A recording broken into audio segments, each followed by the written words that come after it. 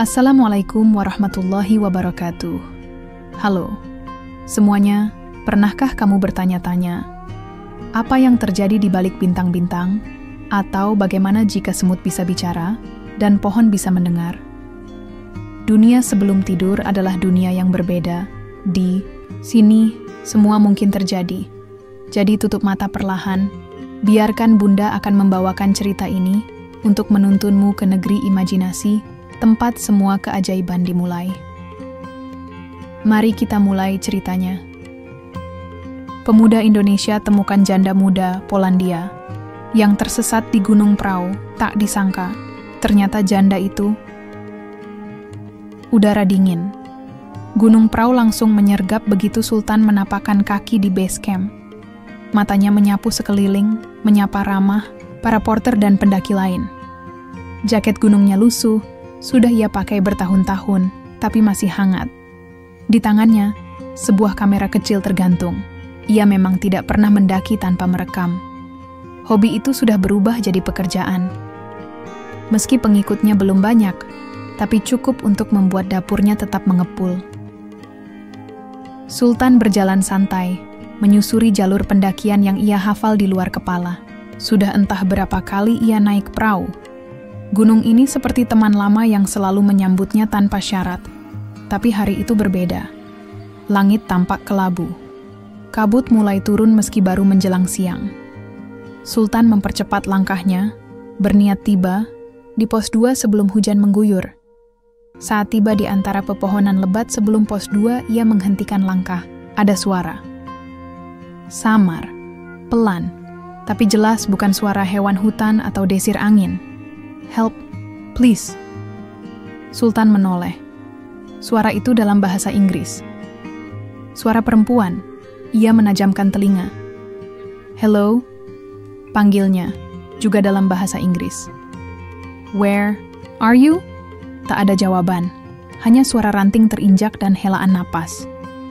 Instingnya sebagai pendaki membuatnya segera melangkah cepat ke arah suara tadi. Menyibak semak, menyusuri turunan kecil yang agak tersembunyi.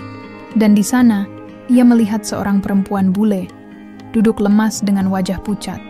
Rambutnya coklat terang, tergerai berantakan, dan tubuhnya gemetar. Oh my God, finally, someone, katanya lemah. Sultan jongkok di depannya, membuka tas, dan mengeluarkan botol minum serta sebatang cokelat. Eat this. Drink, ujarnya sambil tersenyum tenang. You okay? Perempuan itu mengangguk pelan sambil meraih air. I think I got lost. I followed the trail, but it disappeared. Jelasnya terbata. Sultan mengangguk. Jalur yang dilalui memang punya percabangan samar. Kalau tidak hati-hati, mudah tersesat. Name? Tanya Sultan sambil membuka ponco. Dari tasnya, takut hujan turun. Agnes, from Poland. Sultan memperkenalkan dirinya singkat, lalu menawarkan bantuan untuk turun atau naik ke pos terdekat. Agnes memilih naik, karena ia ingin tetap menikmati perjalanan dan merasa sudah lebih baik. Mereka berjalan pelan. Sultan memandu langkahnya hati-hati, sesekali membantu ketika jalanan mulai licin. Dalam perjalanan itu, mereka banyak diam. Bahasa menjadi penghalang, tapi tatapan dan isyarat cukup membuat komunikasi dasar berjalan. Sultan bukan pendaki yang banyak bicara. Ia lebih suka mendengar langkah kakinya di tanah, suara burung, dan desir angin. Tapi kali ini, ia terus melirik ke arah Agnes. Ada rasa kasihan, tapi juga rasa ingin tahu yang sulit dijelaskan. Setelah tiba di pos 2, Sultan mengeluarkan matras dan membuatkan tempat duduk sementara. Mereka beristirahat lebih lama. Agnes mulai bercerita. Perlahan-lahan. I came to Indonesia for healing, ucapnya. Just divorced last month. I need something real. Nature. Sultan hanya mengangguk. Ia tahu, gunung memang tempat yang tepat untuk melupakan banyak hal. Why you climb alone? Tanya Agnes balik. Simple. I like alone. I shoot video. For YouTube, jawab Sultan sambil menunjukkan kameranya. Oh, you're famous? Sultan tertawa kecil. Not yet. Percakapan itu singkat, tapi cukup membuat mereka merasa saling mengenal lebih jauh. Agnes ternyata sudah tinggal beberapa minggu di Indonesia. Ia tinggal di Jogja selama sebulan terakhir, mengikuti beberapa tur wisata alam. Tapi kali ini, ia ingin mendaki sendiri. Sayangnya, ia terlalu percaya diri. Langit mulai gelap. Sultan memutuskan untuk turun. Ia khawatir kabut semakin tebal dan membuat jalan pulang berbahaya. Agnes mengiyakan. Meski wajahnya kecewa karena perjalanan belum jauh, tapi ia tidak ingin tersesat lagi. Sultan menjelaskan kalau ia akan mendaki lagi beberapa hari ke depan dan menawarkan diri menemani kalau Agnes masih ingin naik. Di tengah perjalanan turun, Agnes diam cukup lama, lalu berkata, pelan, "Thank you, Sultan. You helped me. No one else around." Sultan mengangguk. "You welcome. Be careful next time." Sesampainya di base camp, Sultan membantu Agnes mengurus transportasi ke penginapan. Sebelum berpisah, Agnes menuliskan nomornya dan akun Instagram di sobekan kertas. "If you want to go hiking again, call me ya." Sultan memasukkan kertas itu ke dalam dompetnya. Tak banyak kata. Tapi saat Agnes melambai pergi, Sultan menatap punggung perempuan itu lama. Ia tak tahu, pertemuan sederhana di tengah kabut itu akan mengubah hidupnya selamanya. 3 hari setelah pertemuan di Gunung Prau, Sultan masih teringat jelas wajah Agnes. Meski pertemuannya singkat, ada sesuatu dari perempuan itu yang tertinggal di pikirannya. Bukan hanya karena ia bule, bukan juga karena kecantikannya, tapi karena tatapan matanya, campuran antara lelah, kuat, dan kesepian. Seperti orang yang sudah terlalu sering memendam hal-hal besar sendirian. Sultan membuka dompetnya, mengambil kertas kecil berisi tulisan tangan Agnes.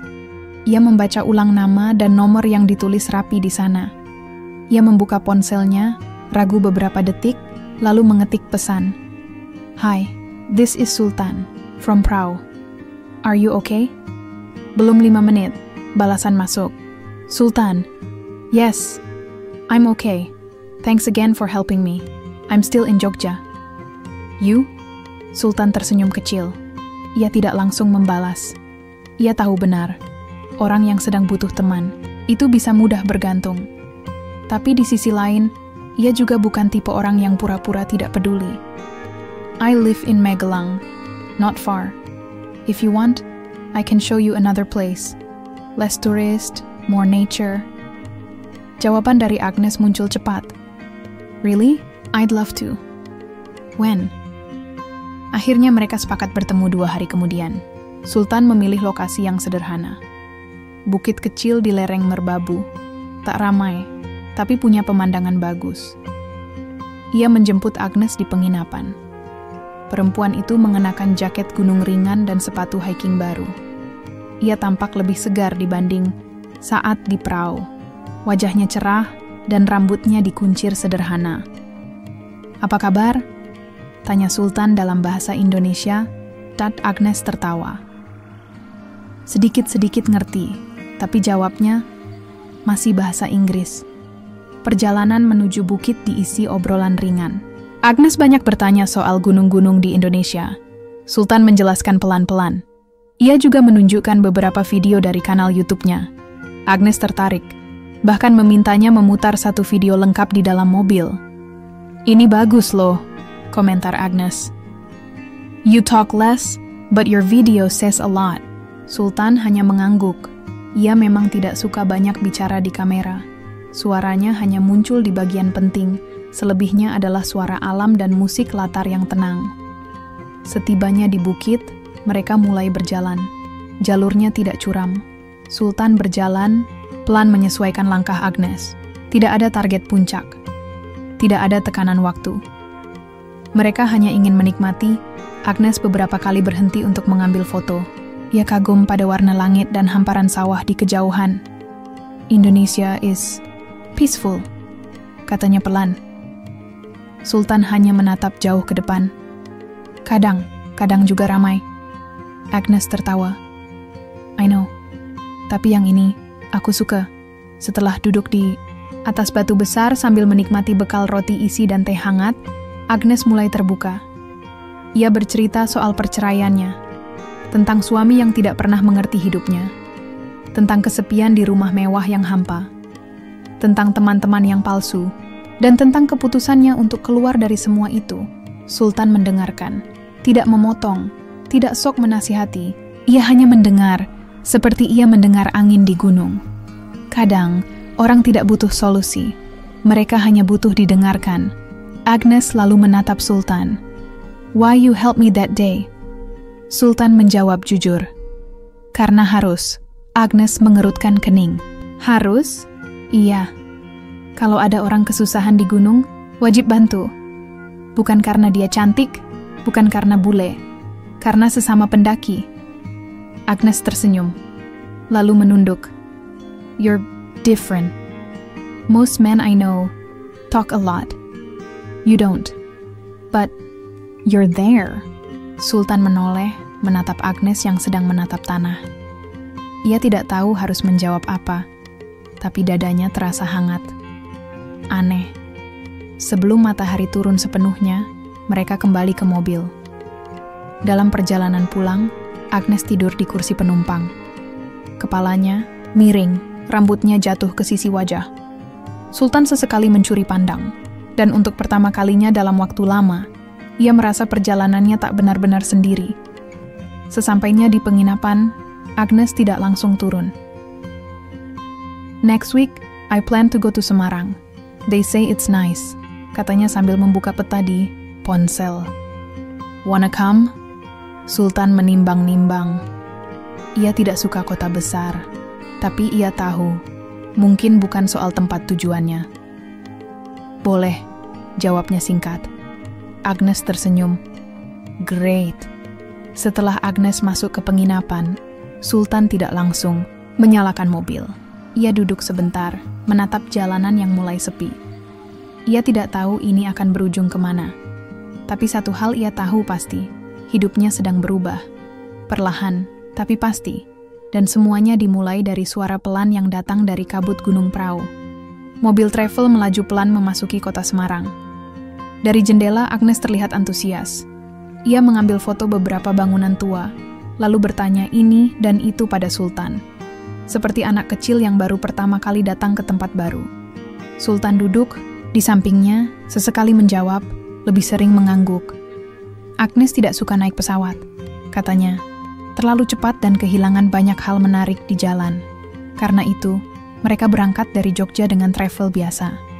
6 jam lebih, tapi Agnes justru menikmatinya. "Kota ini seperti punya cerita lama," ucap Agnes saat mobil berhenti di lampu merah. Sultan mengangguk. Memang kota tua. Setelah check-in di hotel sederhana dekat kota lama, mereka mulai berjalan kaki keliling kawasan. Sultan tidak terlalu paham sejarah, jadi ia hanya menunjuk tempat-tempat terkenal yang ia tahu dari internet. Lawang Sewu, Gereja Blenduk, Stasiun Tawang. Agnes tertarik pada bangunan tua. Ia menyentuh tembok yang catnya mulai terkelupas, lalu mengambil gambar dari sudut aneh yang menurutnya estetik. Di Polandia juga banyak bangunan tua.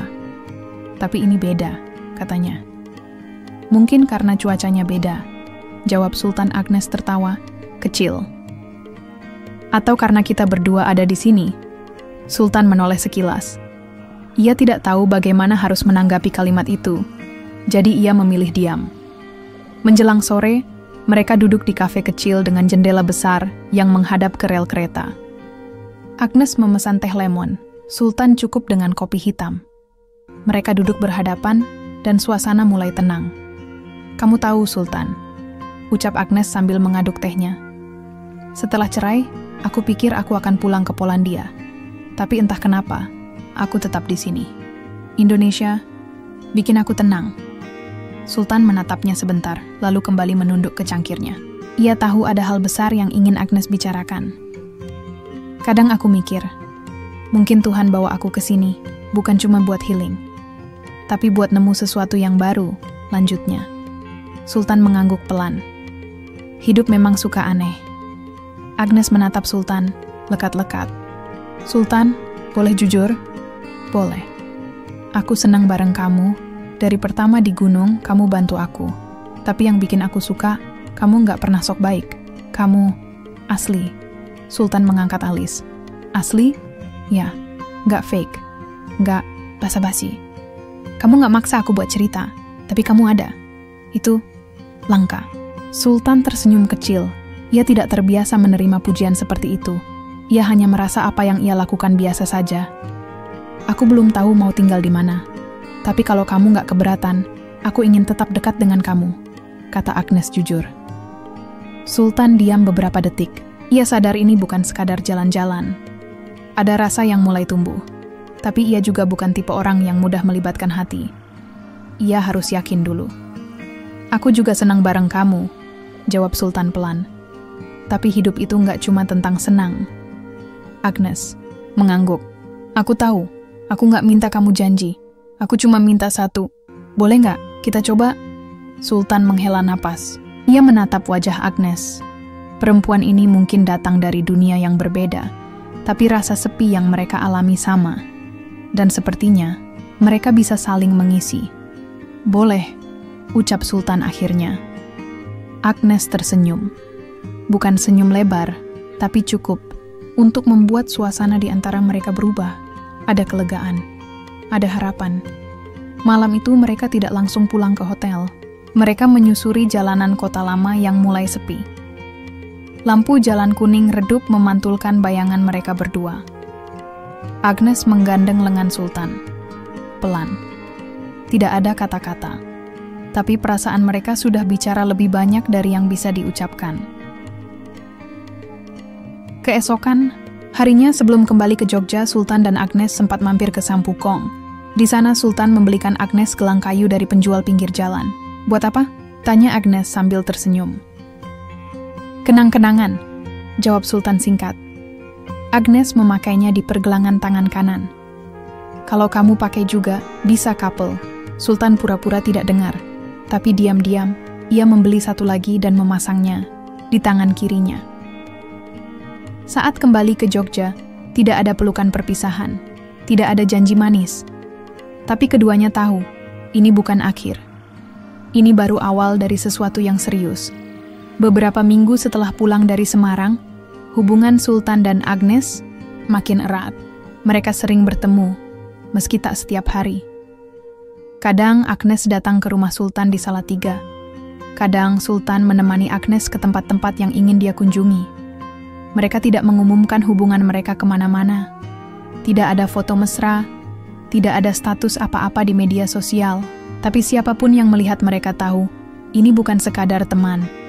Sampai pada suatu sore yang dingin, di beranda rumah Sultan, Agnes bertanya satu hal yang sudah lama mengganggunya. Sultan, kalau kita serius, kamu bisa nikahi aku?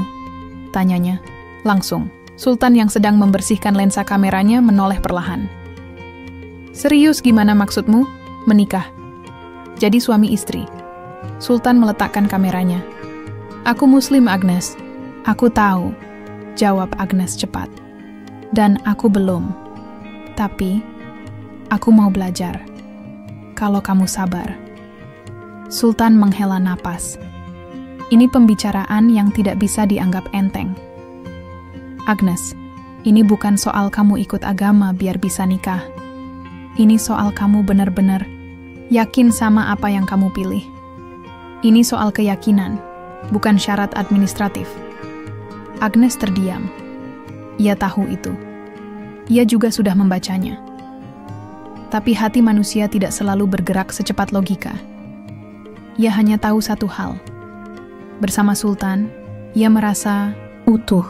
Dan jika itu berarti belajar sesuatu yang sama sekali baru, ia tidak keberatan. Aku tidak mau masuk Islam cuma karena kamu, ucap Agnes pelan. Aku juga nggak mau kamu menikah sama aku kalau kamu ragu. Tapi kalau kamu sabar, aku mau coba. Kita belajar bareng. Sultan menatap Agnes lama. Tidak ada emosi berlebihan di matanya. Tapi ia tahu, Agnes tidak sedang main-main. Ia tahu Agnes adalah tipe perempuan yang mengambil keputusan setelah dipikir matang. Aku sabar, jawab Sultan akhirnya. Tapi aku juga nggak akan maksa kamu. Ini hidupmu. Hari-hari berikutnya, Agnes mulai belajar pelan-pelan. Ia datang ke rumah Sultan, belajar dari ibu Sultan yang ramah dan sabar. Ia mulai mengenal kata-kata baru, wudhu, salat, puasa. Ia mencatat semua di buku kecil. Kadang ia tanya hal-hal yang membuat Sultan geli, seperti apakah kalau puasa boleh minum air putih sedikit atau tidak. Aku pikir Allah bakal ngerti kalau haus banget, ucap Agnes suatu sore. Sultan hanya tertawa, ngerti sih ngerti, tapi peraturannya tetap. Agnes mulai terbiasa ikut salat berjamaah, meski awalnya gerakan dan bacaannya masih kacau, tapi semangatnya luar biasa.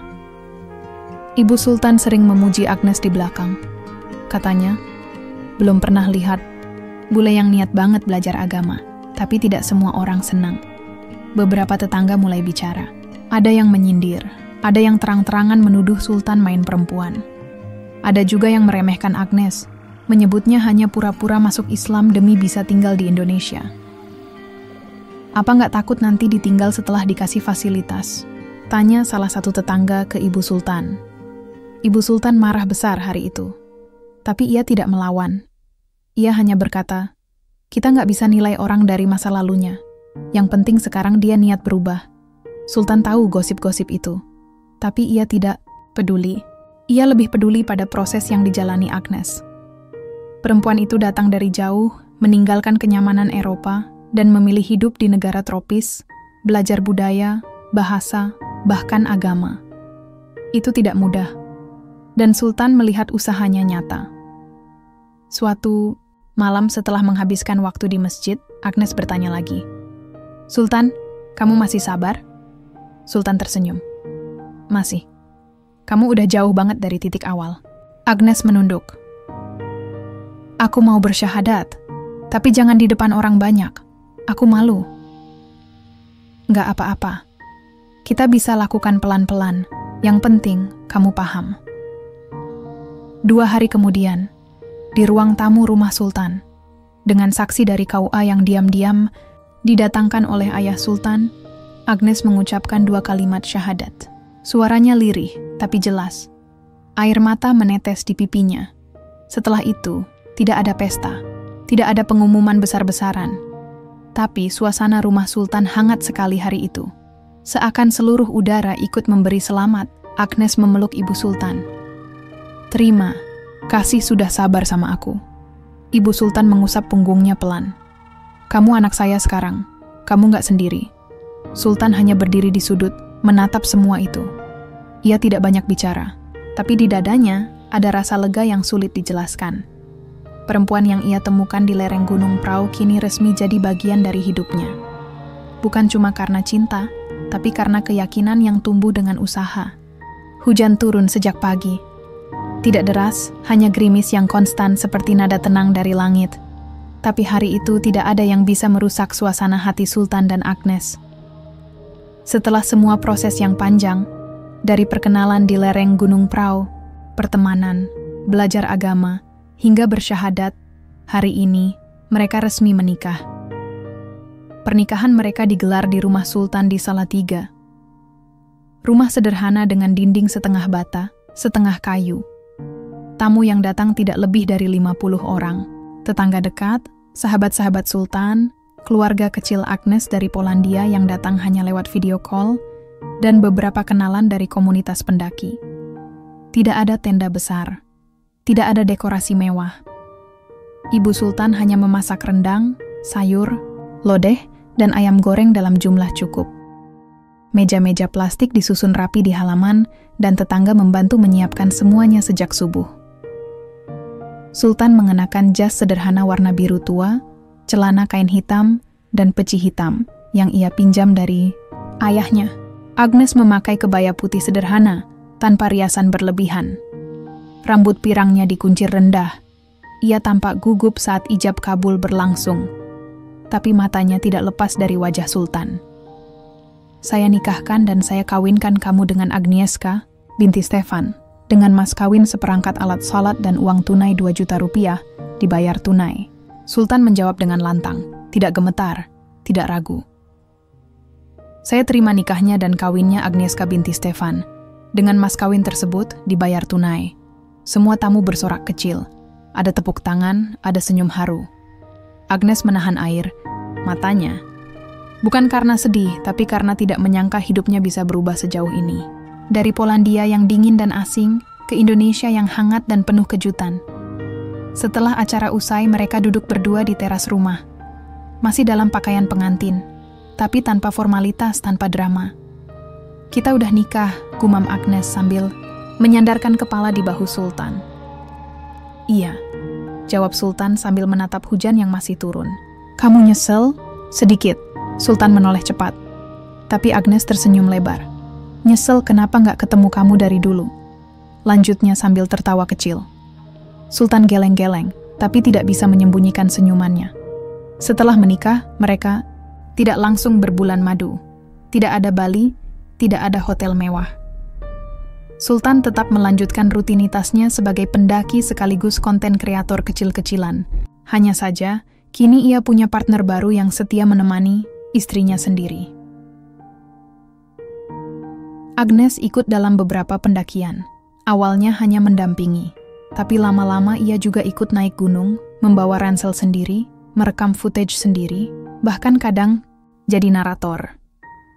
Salah satu video mereka saat mendaki Gunung Lawu viral. Bukan karena pemandangannya, tapi karena interaksi mereka berdua. Agnes berbicara dalam bahasa Indonesia yang masih belepotan, tapi jujur dan menghibur. Penonton menyukai keaslian mereka, pasangan yang nyata, tanpa pencitraan. Dari situ, follower akun YouTube Sultan naik drastis. Endorse mulai berdatangan. Brand outdoor lokal mengajak kerjasama. Agnes pun dilirik menjadi ambasador karena keunikannya. Bule yang cinta Indonesia, suka naik gunung, dan bisa bahasa Jawa meski medoknya kacau. Satu kali dalam wawancara, wartawan bertanya, "Kenapa suka Indonesia?" Agnes menjawab tanpa pikir panjang. Karena orang-orangnya sabar. Dan karena disinilah saya merasa pulang. Mereka mulai punya penghasilan tetap dari konten dan kerjasama. Tapi mereka tidak berubah. Masih tinggal di rumah yang sama. Hanya merenovasi sedikit kamar belakang jadi studio mini. Sultan tetap naik motor tua ke base camp. Dan Agnes tetap belanja ke pasar tradisional. Beberapa orang menyebut mereka pasangan aneh. Tapi bagi Sultan dan Agnes, hidup tidak perlu dimengerti semua orang. Cukup dijalani dengan jujur. Suatu malam, di beranda rumah, Agnes menatap langit sambil menggenggam tangan Sultan. "Kamu pikir kita bakal bisa kayak gini terus?" Sultan menoleh. "Gimana? Bersama. Sederhana. Bahagia." Sultan tidak langsung menjawab. Ia hanya menarik napas dalam. "Selama kita nggak berubah jadi orang lain, kita akan baik-baik saja." Agnes tersenyum. Ia percaya itu, karena ia tahu kebahagiaan tidak datang dari rumah besar atau mobil mahal, tapi dari orang yang mau menemani kita naik turun gunung, dalam arti sebenarnya. Pagi itu, langit Salatiga tampak biasa. Matahari belum muncul benar-benar, tapi ayam sudah ribut di belakang rumah. Sultan baru selesai menyeduh kopi saat Agnes berlari dari kamar mandi dengan ekspresi yang sulit dijelaskan. Campuran panik, senang, dan bingung. "Sultan, Sultan, lihat ini," teriaknya sambil membawa tespek kecil ke ruang tamu. Sultan menoleh setengah ngantuk. "Itu apa?" Agnes mengangkat tespek itu tinggi-tinggi, seperti menunjukkan piala. "Two lines, two red lines." Butuh 3 detik sebelum otak Sultan menangkap maksudnya. "Serius? Kamu hamil?" Agnes mengangguk cepat. Matanya mulai berkaca-kaca. Sultan langsung bangkit dari kursi plastik dan memeluk istrinya tanpa banyak kata. Perasaan bahagia membuncah begitu saja. Mereka tidak merencanakan kehamilan ini, tapi juga tidak menghindarinya. Dan sekarang, hidup mereka akan berubah lagi. 3 bulan berikutnya, semuanya terasa baru. Agnes jadi mudah lelah. Mual setiap pagi, kadang menangis tanpa alasan. Tapi juga tertawa hanya karena Sultan jatuh saat pasang jemuran. Perubahan emosinya seperti roller coaster, dan Sultan hanya bisa mengikuti sebisanya. Ia mulai belajar memasak lebih serius, belajar memijat kaki, belajar diam saat istrinya marah tanpa alasan logis. Semua itu terasa berat, tapi juga membahagiakan. Agnes, di sisi lain, berusaha menjaga semangatnya. Meski tubuhnya berubah, ia tetap ikut Sultan naik gunung, tentu dengan batas tertentu. Ia tetap jadi wajah dari brand hiking itu, walau kini lebih banyak berpose di depan tenda ketimbang mendaki betulan. Dokter kandungan mereka bilang semuanya sehat, bayinya tumbuh baik, dan berdasarkan hasil USG bulan kelima, jenis kelaminnya laki-laki. Nama? Tanya Sultan sambil memegang gambar USG yang hampir tak bisa dibaca.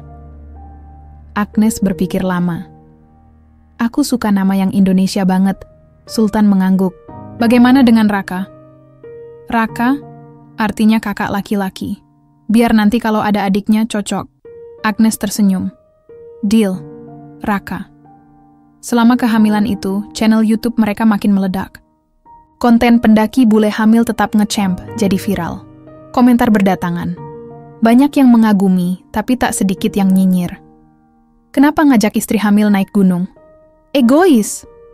Itu bule, cuma pansos saja. Pura-pura bahagia. Sultan dan Agnes memilih tidak menanggapi.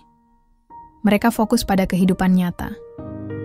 Dunia maya bisa ribut sendiri, tapi kehidupan nyata mereka tetap tenang.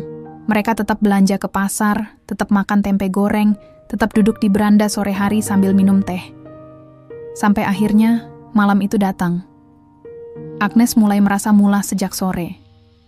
Awalnya masih ringan, tapi makin malam makin sering. Sultan langsung panik. Ini anak pertama. Mereka belum pernah menghadapi ini sebelumnya. Dengan napas ngos-ngosan dan motor yang disiapkan setengah hati, mereka berangkat ke bidan langganan yang jaraknya 15 menit dari rumah. Prosesnya tidak lama. Agnes melahirkan setelah 5 jam, tanpa operasi, tanpa banyak drama. Hanya peluh, tangis, dan teriakan yang menyayat telinga Sultan sepanjang malam. Saat tangisan bayi pertama mereka terdengar, Sultan menunduk. Napasnya berat. Ia tidak tahu kenapa, ada air mata mengalir dari matanya sendiri. Bidan menyerahkan bayi mungil itu ke Agnes yang sudah terbaring lemas. Ini Raka kita. Bisik Sultan. Agnes mencium kening bayi itu. Ia tidak berkata apa-apa, tapi senyum di wajahnya menjelaskan semuanya. Hari itu, mereka pulang ke rumah tidak membawa oleh-oleh dari supermarket, tapi membawa satu manusia baru. Makhluk mungil yang akan mengubah hidup mereka selamanya. Di rumah, Sultan langsung menyiapkan tempat tidur kecil dari kayu, dibantu tetangga. Agnes mulai belajar menyusui, ganti popok dan begadang.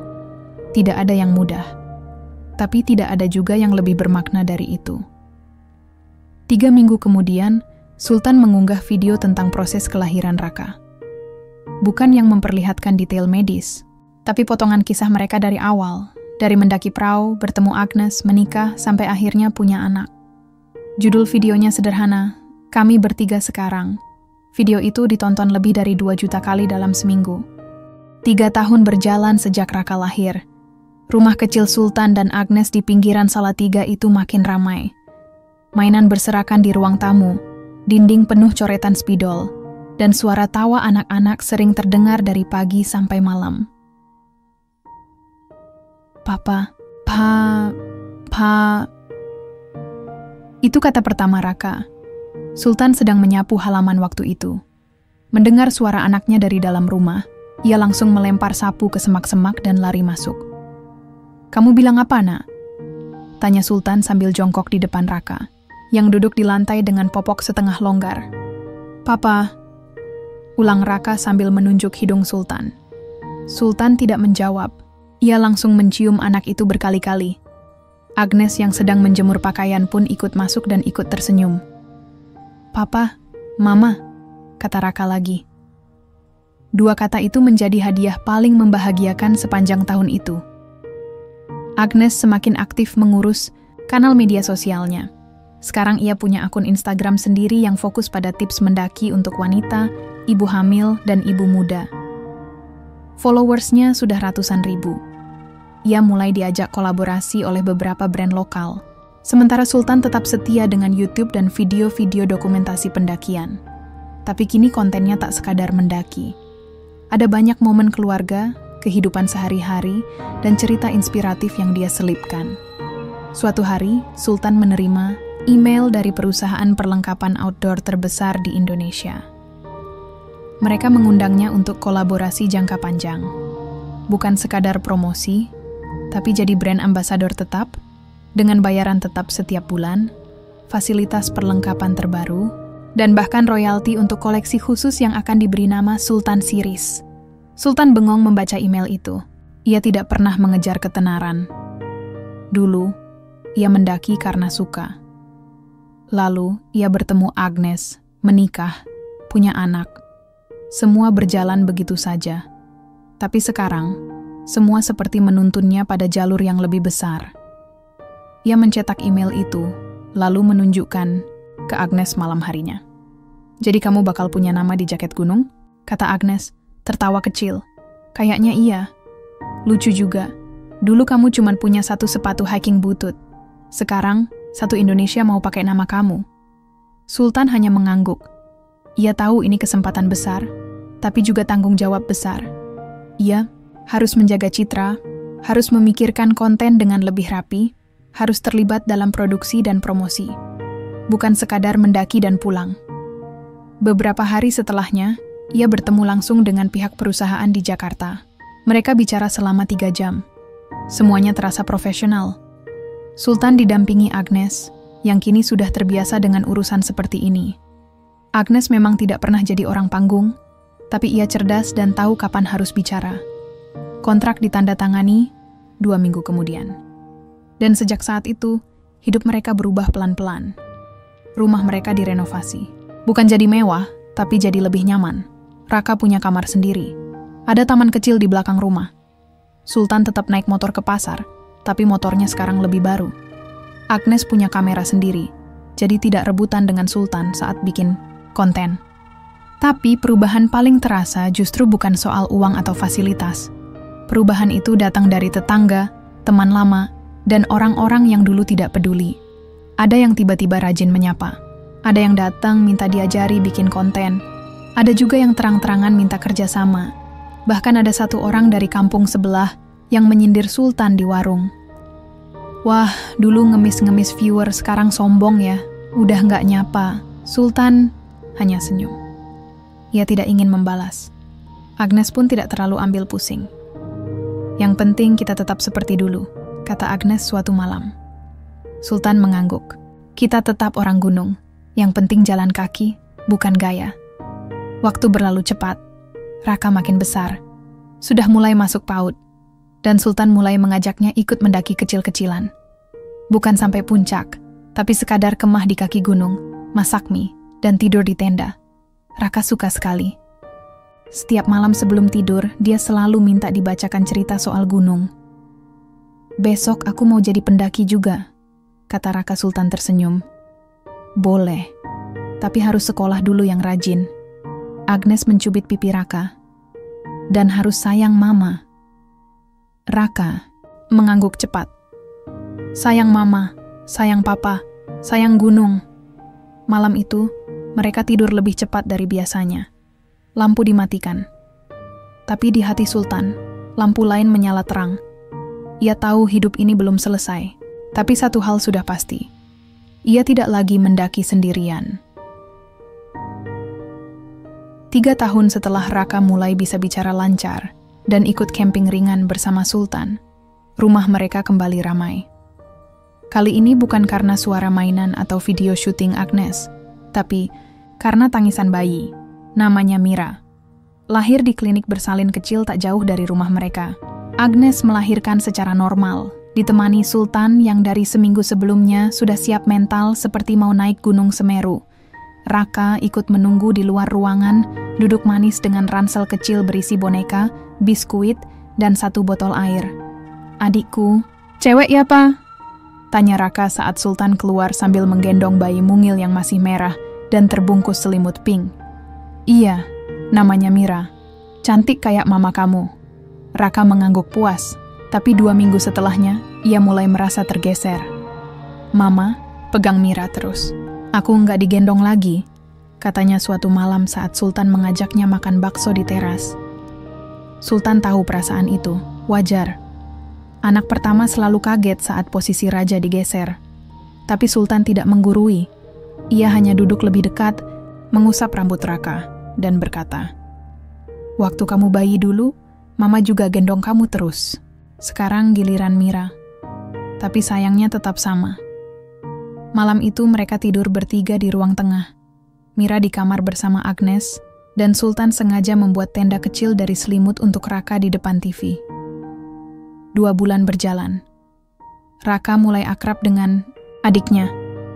Ia sering duduk di samping box bayi sambil membacakan cerita, walau belum lancar. Kadang suaranya terlalu keras, sampai Mira menangis. Tapi Agnes tidak pernah marah. Ia justru senyum dan bilang, "Adikmu tahu suaramu, makanya dia nangis." Kehidupan rumah tangga Sultan dan Agnes kembali sibuk, tapi sibuk yang menyenangkan. Agnes mulai jarang ambil tawaran kerjasama.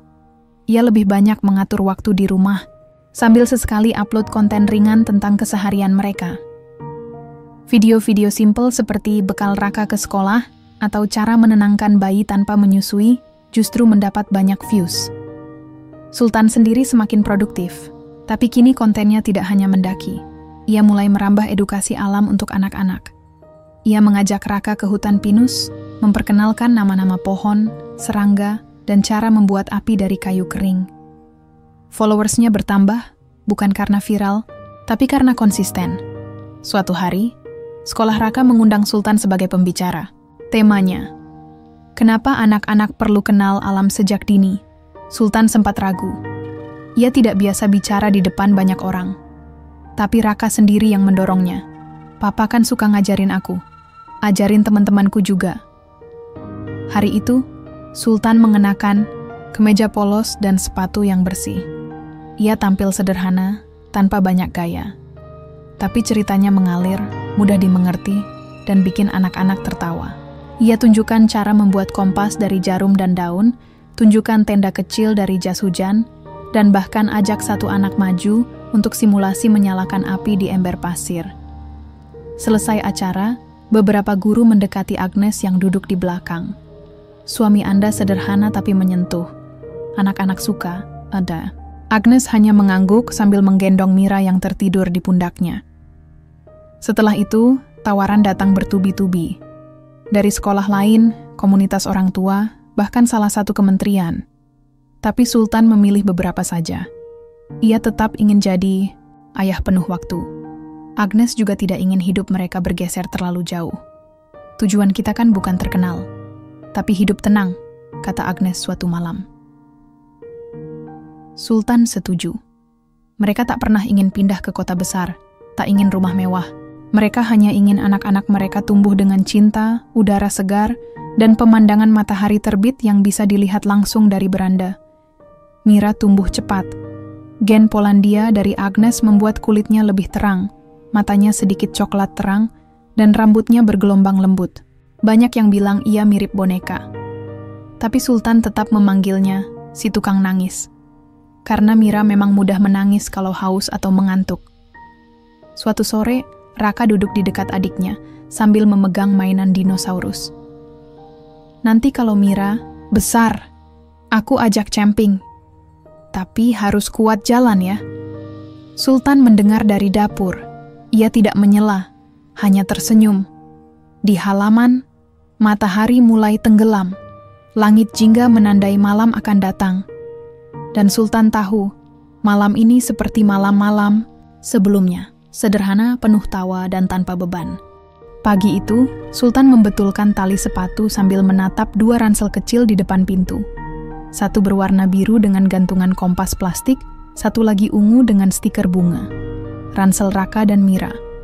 Hari ini adalah kali pertama mereka ikut camping, 2 hari 1 malam tanpa ditemani Agnes.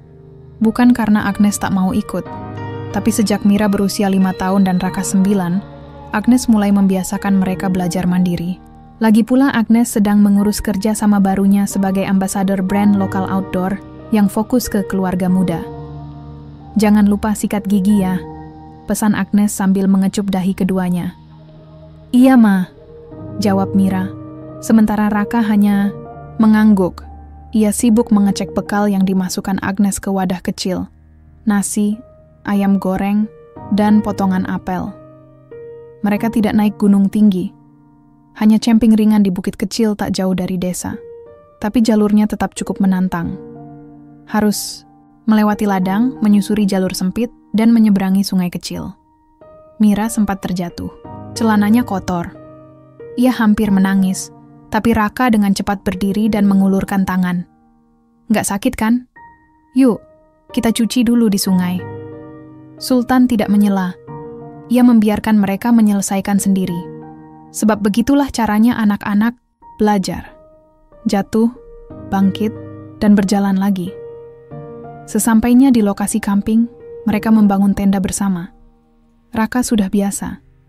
Ia memasang pasak, menarik tali, dan mengecek posisi tenda agar tidak miring.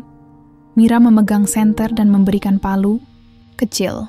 Setelah semua beres, Sultan menyalakan api unggun kecil dari ranting kering yang dikumpulkan tadi sore. Malam itu langit cerah. Bintang-bintang muncul tanpa ditutupi awan. Sultan duduk di antara anak-anaknya, membagikan marshmallow yang dibakar di ujung ranting. "Pa," kata Raka pelan, "kenapa dulu Papa suka banget naik gunung?" Sultan mengunyah pelan lalu menjawab, "Karena di gunung Papa bisa lihat hidup dari sudut pandang yang lebih sederhana. Nggak ada sinyal, nggak ada suara motor, nggak ada status sosial.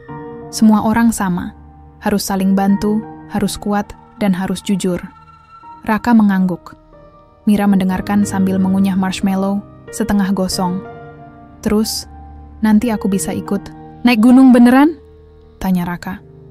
"Nanti. Tapi harus latihan dulu. Naik bukit kayak gini dulu. Biar kaki kuat, hati tenang, dan kepala nggak gampang panik." Malam itu mereka tidur di dalam tenda, bertiga. Sultan di tengah, Raka di sisi kanan, Mira di kiri. Angin malam berhembus lembut, daun-daun berdesir. Jauh di kejauhan terdengar suara burung hantu. Pagi harinya, mereka bangun dengan embun menempel di luar tenda. Sultan mengajak mereka menulis di buku kecil. "Tulis apa yang kamu rasain selama camping ini. Terserah, nggak perlu bagus. Yang penting jujur." Raka menulis singkat, seru, capek, tapi aku mau lagi. Mira menggambar-gambar tenda dengan orang 3 di dalamnya. Di atasnya ia tulis, "Aku suka nginep sama Papa dan Kakak," tanpa huruf besar. Sultan tersenyum. Ia tahu tulisan dan gambar itu sederhana, tapi dari sanalah semua kebiasaan baik dimulai. Beberapa bulan setelahnya mereka ikut lagi camping bersama komunitas keluarga pecinta alam. Agnes ikut. Raka dan Mira makin akrab dengan anak-anak lain. Mereka belajar membuat simpul tali, mengikat hammock, dan mengenal jejak hewan dari bekas tapak. Lalu, datanglah tawaran menarik. Salah satu brand besar melihat video Sultan dan anak-anaknya. Mereka tertarik membuat web series edukasi outdoor keluarga. Bukan yang mewah, justru yang sederhana. Camping di halaman rumah, membuat tenda dari spray, belajar dari hujan dan matahari. Sultan tidak langsung setuju. Ia berdiskusi dengan Agnes. "Kalau kita ambil, kita harus tetap jadi kita. Nggak boleh diatur terlalu banyak. Kita bukan aktor." Agnes paham. Ia sepakat. Akhirnya mereka setuju, asalkan diberi kebebasan penuh dalam konsep. Proyek itu jalan, dan anehnya, justru meledak. Banyak keluarga muda yang ingin anaknya tumbuh akrab dengan alam.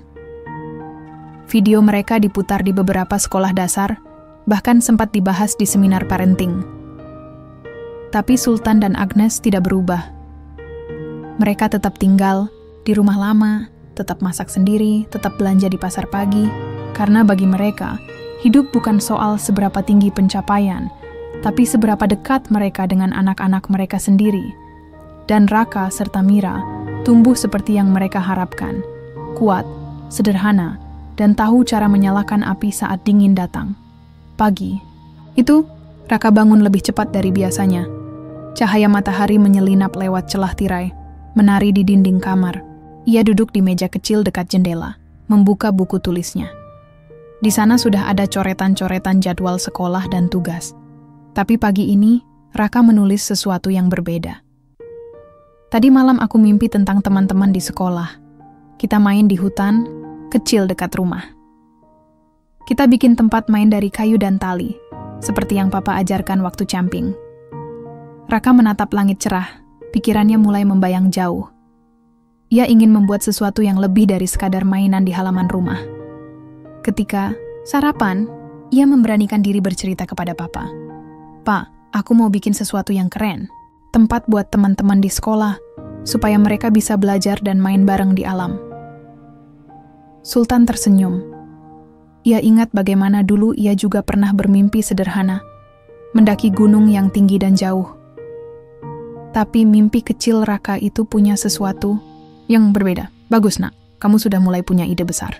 Raka mengangguk serius. "Tapi aku nggak tahu mulai dari mana." "Kalau begitu, mulai dari yang kecil. Ajak teman-temanmu ke hutan kecil itu. Bawa tali, kayu, dan alat-alat sederhana. Bikin tempat bermain dan belajar. Papa dan Mama siap bantu." Agnes, yang mendengar obrolan itu ikut tersenyum.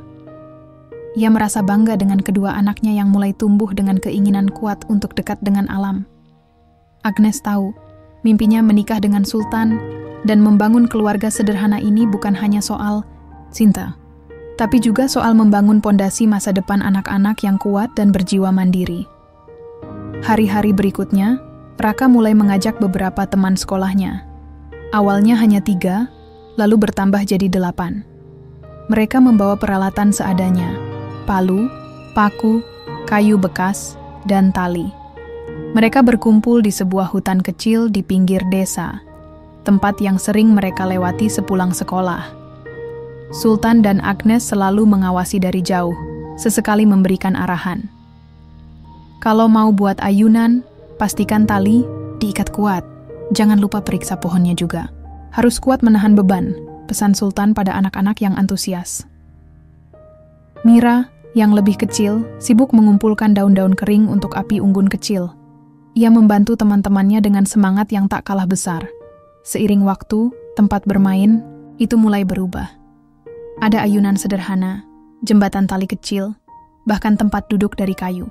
Anak-anak belajar bagaimana bekerja sama, bagaimana bertanggung jawab merawat lingkungan sekitar. Tak disangka, proyek kecil ini menarik perhatian guru dan orang tua lain. Mereka mulai ikut mendukung dengan memberi saran, bahkan alat-alat sederhana. Agnes mulai membagikan cerita dan dokumentasi lewat media sosial. Ia membantu teman-teman influencernya untuk menyebarkan ide ini, supaya lebih banyak anak dan keluarga sadar pentingnya berinteraksi dengan alam Sultan. Sebagai konten kreator, pun mengangkat topik ini ke kanal YouTube-nya. Video tentang anak-anak membangun tempat bermain di hutan kecil itu viral. Banyak orang tua terinspirasi dan mulai membawa anak-anak mereka keluar rumah, meninggalkan gadget sejenak untuk merasakan segarnya udara pegunungan. Dalam sebuah acara, komunitas pecinta alam, Raka mendapat kesempatan berbicara di depan banyak orang. Ia dengan percaya diri menceritakan ide kecilnya itu. Bagaimana ia ingin anak-anak bisa belajar dari alam, bukan hanya dari buku dan layar. "Saya ingin semua anak bisa punya tempat bermain yang membuat kita kuat dan peduli pada lingkungan. Seperti Papa yang selalu bilang, kita harus jujur dan bertanggung jawab pada alam. Itu yang membuat kita besar dan bahagia," katanya di depan mikrofon dengan suara tegas tapi penuh rasa tulus. Sultan dan Agnes saling bertatapan, bahagia melihat putra. Mereka mulai menemukan jalannya sendiri. Tahun-tahun berlalu. Proyek kecil itu tumbuh menjadi gerakan kecil di desa mereka. Anak-anak makin rajin beraktivitas di luar, mengenal flora dan fauna sekitar, dan belajar menjaga kebersihan lingkungan. Sultan, Agnes, Raka, dan Mira menjadi bagian dari komunitas ini. Mereka tidak hanya membangun keluarga, tapi juga membangun masa depan yang lebih baik di atas fondasi sederhana namun kuat. Raka mengerti, mimpi kecilnya bukan sekadar tempat bermain. Ia mulai menyadari bahwa dengan mimpi dan usaha kecil, bisa membuka jalan bagi perubahan besar. Di balik tawa, peluh, dan kayu-kayu yang terikat, ada harapan yang tumbuh perlahan. Harapan yang tak pernah padam, seperti api unggun di malam pegunungan yang selalu menerangi kegelapan. Hari-hari di desa kecil itu terasa semakin hidup. Proyek yang dimulai oleh Raka dengan bantuan teman-temannya kini berubah menjadi sesuatu yang jauh lebih besar dari sekadar tempat bermain sederhana di hutan kecil. Sultan dan Agnes selalu ada di belakang anak-anak, mendukung penuh, tanpa pernah memaksa. Agnes mulai melihat perubahan bukan hanya pada anak-anak, tetapi juga pada warga desa. Orang-orang yang dulu sibuk dengan aktivitas harian tanpa memperhatikan lingkungan, kini mulai melirik pentingnya menjaga alam. Mereka mulai bergabung dalam kegiatan rutin membersihkan sungai, menanam pohon, dan mengajari anak-anak betapa berharganya alam di sekitar. Suatu sore, Agnes duduk bersama Sultan di beranda, rumah mereka. Angin pegunungan membawa aroma segar rumput dan tanah basah. Dari kejauhan, terdengar suara riuh tawa anak-anak yang sedang bermain di hutan kecil mereka. "Sultan, aku nggak nyangka dari satu ide kecil Raka bisa jadi begini," kata Agnes dengan mata berbinar. Sultan mengangguk, tersenyum. Kadang mimpi kecil itu yang paling kuat. Kalau didukung dengan kerja keras dan hati yang tulus, hasilnya bisa lebih dari yang kita kira. Agnes menyandarkan kepala ke bahu Sultan. Mereka berbagi kehangatan sederhana yang sudah lama dirindukan. Namun, di balik kebahagiaan itu, Agnes masih menyimpan sedikit rasa cemas. Ia tahu bahwa jalan yang mereka tempuh bukan tanpa tantangan. Beradaptasi dengan budaya baru, membesarkan anak di lingkungan yang sederhana, dan membangun karier yang kini mulai menanjak bukan perkara mudah. Bagaimana kalau nanti anak-anak mulai punya mimpi besar dan mereka ingin pergi jauh? Aku takut mereka lupa dari mana asalnya. Agnes berkata pelan. Sultan menggenggam tangan Agnes erat. Kita akan selalu ada untuk mereka. Mengingatkan mereka tentang akar dan nilai yang kita tanamkan sejak kecil. Mimpi boleh besar, tapi hati harus tetap di rumah. Di sisi lain, Agnes juga semakin serius mengembangkan kariernya sebagai brand, ambasador produk hiking ternama di Indonesia. Ia sering tampil di berbagai acara outdoor, menjadi wajah yang mewakili kecintaan pada alam dan gaya hidup sehat. Berkat dukungan Sultan, Agnes menemukan dirinya semakin percaya diri dan menikmati setiap momen yang dijalaninya. Sultan, dengan kanal YouTube-nya yang semakin populer, mulai berkolaborasi dengan Agnes untuk membuat konten yang tak hanya menarik, tapi juga penuh pesan edukasi. Mereka ingin membuktikan bahwa cinta dan kerja keras bisa membawa perubahan positif, baik bagi keluarga maupun masyarakat. Pada suatu hari, mereka merencanakan sebuah acara besar di desa. Acara yang akan mengundang para pecinta alam, pemerintah lokal, dan media untuk turut mendukung gerakan pelestarian alam yang dimulai dari anak-anak. Raka, yang kini sudah semakin dewasa dan mulai aktif sebagai pemuda kreatif di komunitasnya, diberi tanggung jawab untuk memimpin acara tersebut. Dengan semangat dan rasa percaya diri yang menggebu, Raka menyiapkan segalanya. Ini kesempatan kita untuk menunjukkan bahwa kita peduli. Bukan cuma kata-kata, tapi aksi nyata, kata Raka kepada teman-temannya saat rapat persiapan acara. Di hari acara, seluruh desa dipenuhi oleh warna-warni bendera dan dekorasi alami. Anak-anak dengan ceria memperlihatkan berbagai permainan dan karya yang mereka buat di hutan kecil.